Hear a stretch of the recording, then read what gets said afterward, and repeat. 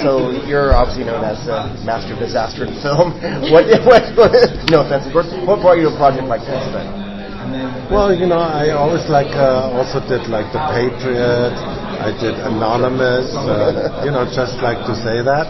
And I'm interested in recreating bygone areas. And I think there was no show really for example, Rome was like kind of a show where there was no sports, only war.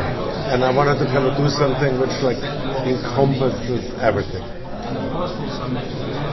How did you decide on that specific story, though? It was mainly because Vespasian built the Flavian amphitheater, which then was renamed as Colosseum.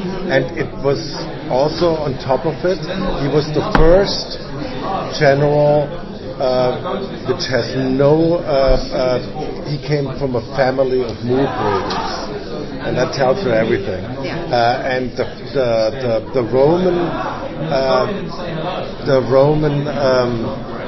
the last Roman from the Julian dynasty was Nero. Then it was the year of the four emperors, they call it.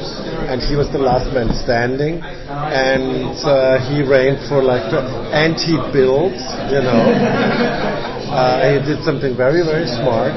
He erased the golden house, that he called it. This was like Nero's golden house. He built on that spot, the Flavian amphitheater, which became the thing. And that he never saw it, how it was opened, but his son Titus opened it. So the series has both the more intimate character drama as well as these big, massive amphitheater events. So how did you find that balance of mixing those? It was a lot of writing. It's like when you when you don't believe into the characters, you're kind of totally lost.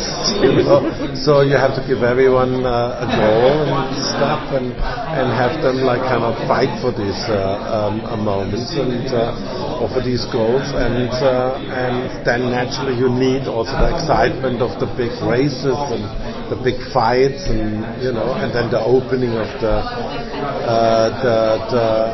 Flavian amphitheater.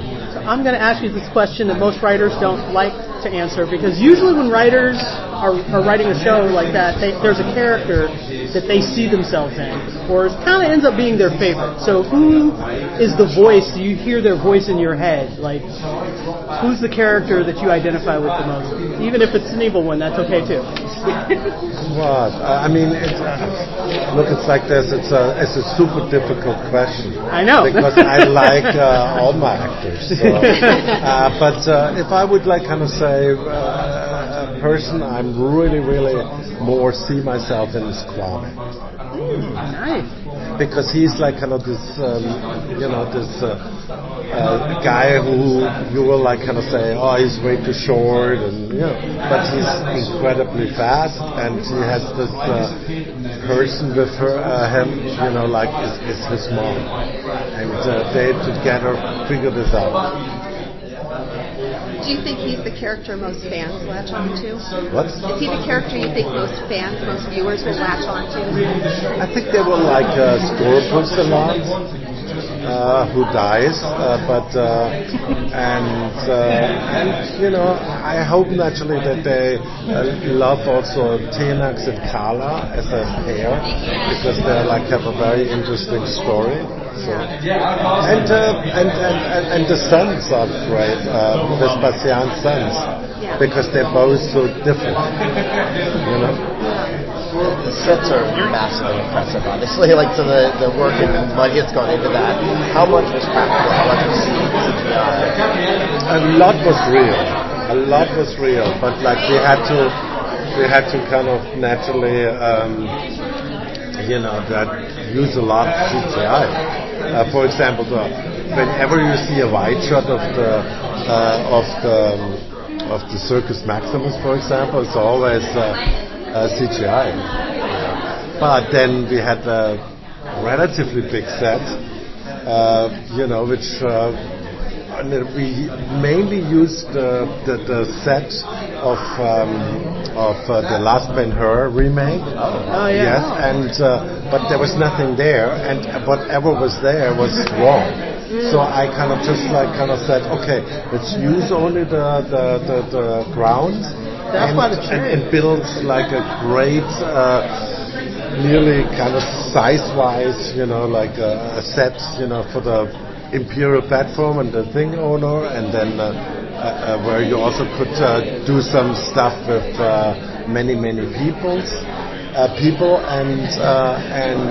everything else was like in CGI. But even the set of the Imperial platform was massive.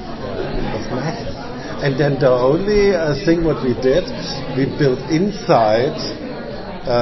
They had a really big stage. They call it the Fellini stage, and they shot like many big movies there. And I shot all the stuff of the Colosseum inside. Can I? Yes.